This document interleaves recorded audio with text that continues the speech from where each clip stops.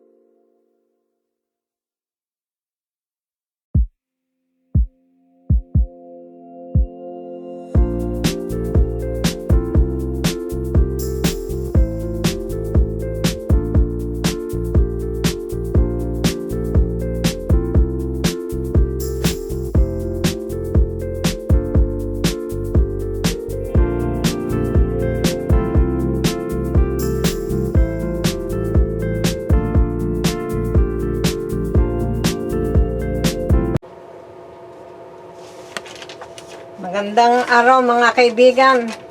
Narito si Mami Isabel.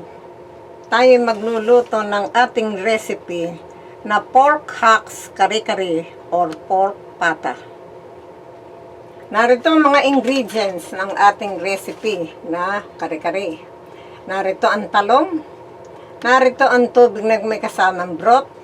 Ang ating pechay. Ang ating oil. Ang ating setaw. Ang ating pata na gagawin natin siyang kare-kare, ang ating atsuete, asin, ating black pepper, patis, bagoong, ang aking dinurog na mani o peanut, narito ang ating bawang at sibuyas at ang ating peanut butter.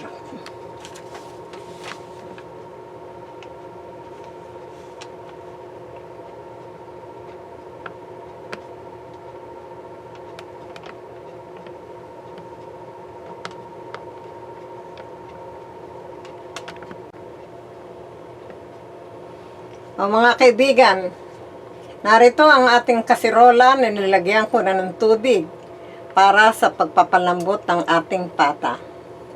Lagyan muna natin ng asin ang ating pata.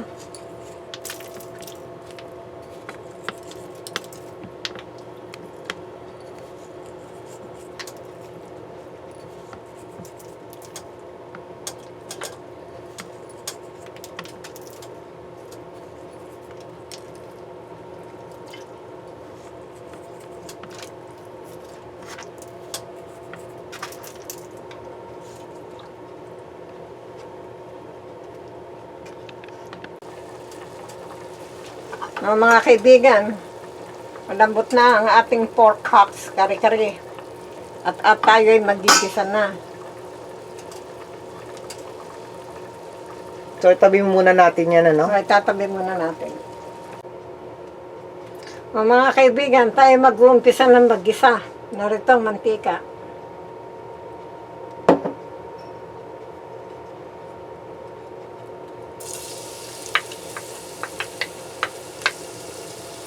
Bawang.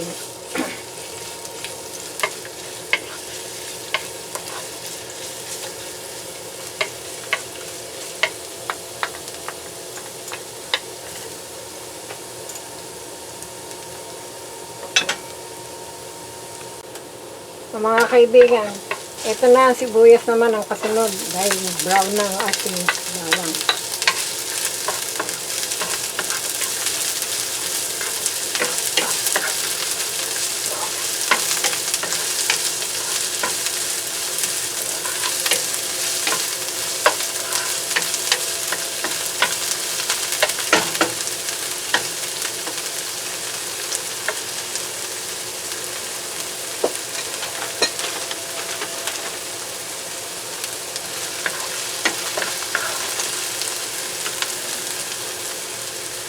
Susunod natin ang ating paminta.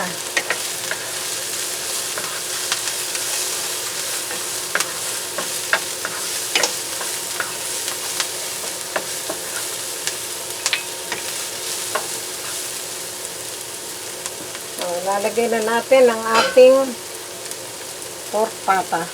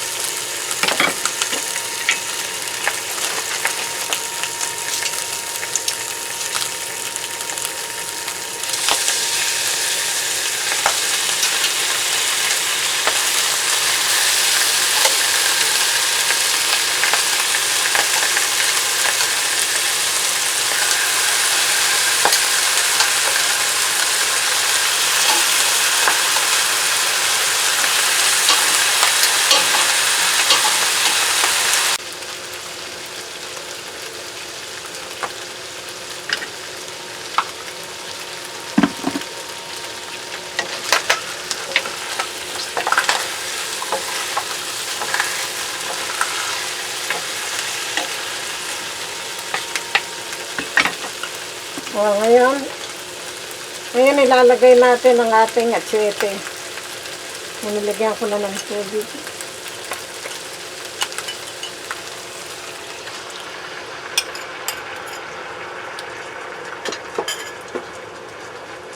Ganun din ang ating peanut butter.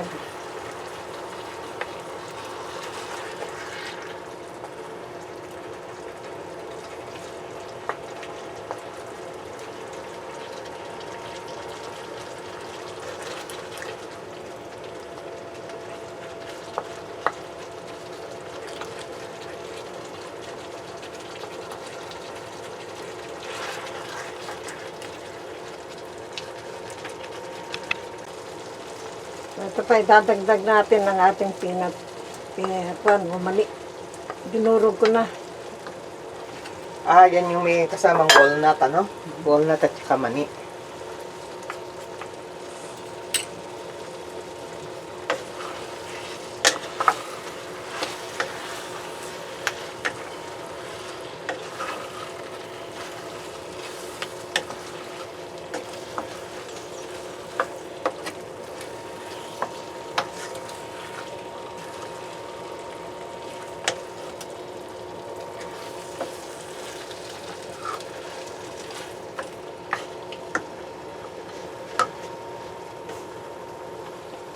Narito pa ang ating patis.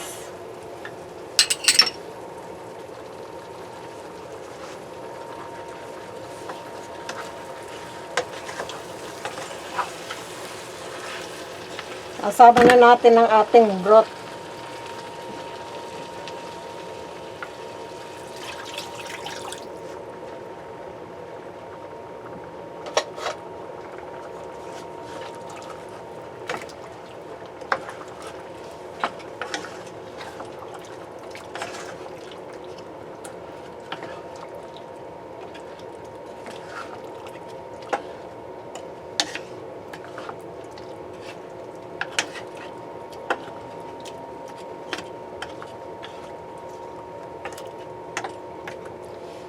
Tatakpan muna natin. Hayaan mo nang kumula, no?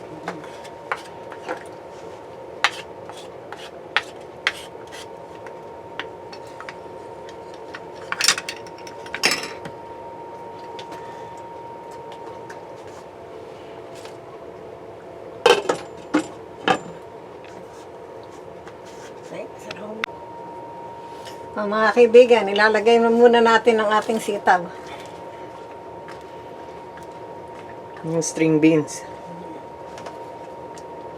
Ngayon, tatakpan natin at medyo palambutin natin ng konti para isunod natin ibang ingredients. Na iba. Mga kaibigan, lalagay na natin ang ating huling mga ingredients.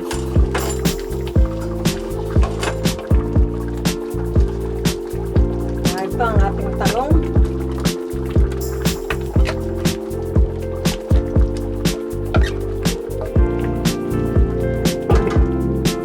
Narito ang ating pechay.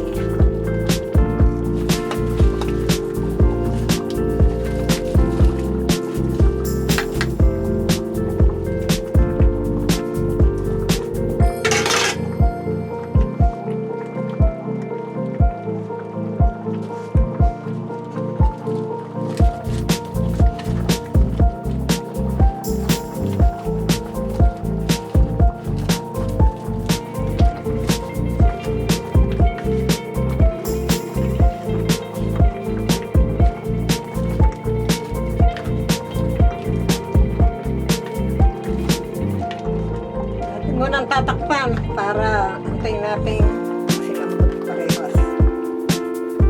Ang ating mga gulay.